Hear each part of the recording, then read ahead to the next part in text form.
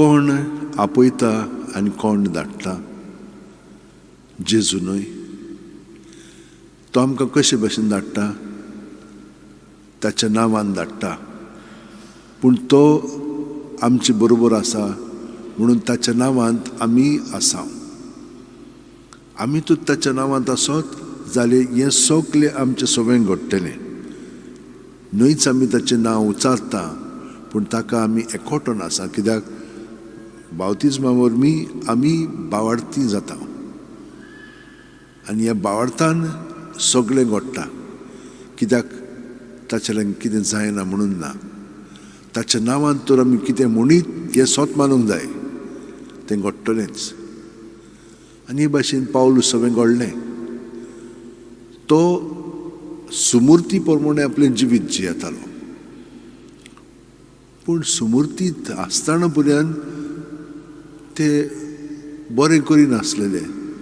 आतां पळयात, कोण सुमूर्ती प्रमाणे तो जियेना ताका मारून उडयात. असलें मारून उडोवपाचें काम सारकें न्हय म्हणून जेजून आमकां दाखयलें. तांकां तांची पातकां भोगसूंच्याक म्हजेंच जिवीत तांचे पासून ताणें मारूंक जाय. हे भाशेन जेजून आमकां कसलो मोग आमी करूंक जाय तें दाखयलेलें आसा. ते भाशेन आमचो मोग दुसऱ्या सगळें जावंक जाय.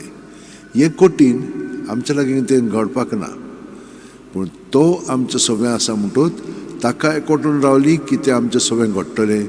कित्याक तो आमचें मन बदलतलो आनी तो आमचें सगळें हे परी मोगान वावर करतलो आनी करीत आसा.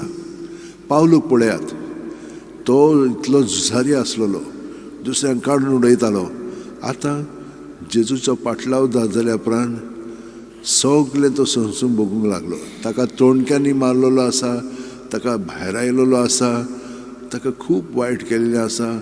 पूण ताणें जेजूच्या एकवटान पवित्र आत्म्याचे प्रेरणान कितें उलोवंक जाय, कशें उलोवंक जाय सगलें केलेलें आसा.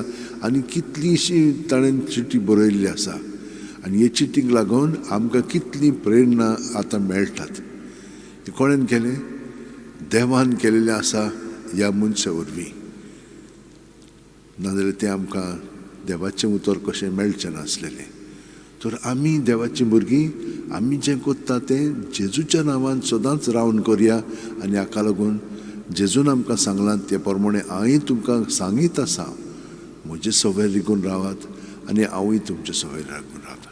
सगळीं जाणां आमच्या हात अशें उलटेन दवरया. जेजूच्या एकवटान आमी रावया. प्रत्येक सुस्कार घेता तेन्ना तो आमचे कुडींत मनांत आत्म्यान भरोन येता. सगळें आमचें सगळें आसा तितलें जेजू सगळें आसा ह्या सुस्कारांत. सुस्कारांतल्यान हें सगळें भायर काडया ताच्या नांवांत आनी तो आमकां तातूंतली सुटका दितलोच. कित्याक तो हे परी आमकां पातकांतली सोडूंक आयलेलो आसा.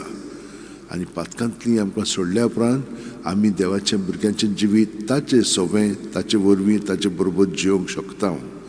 तर जेजू आमकां हितून कृपा दिल्या ह्या परतोण्याच्या फेस्तांत.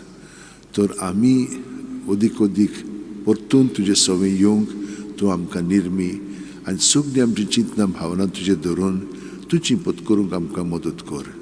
आमेन.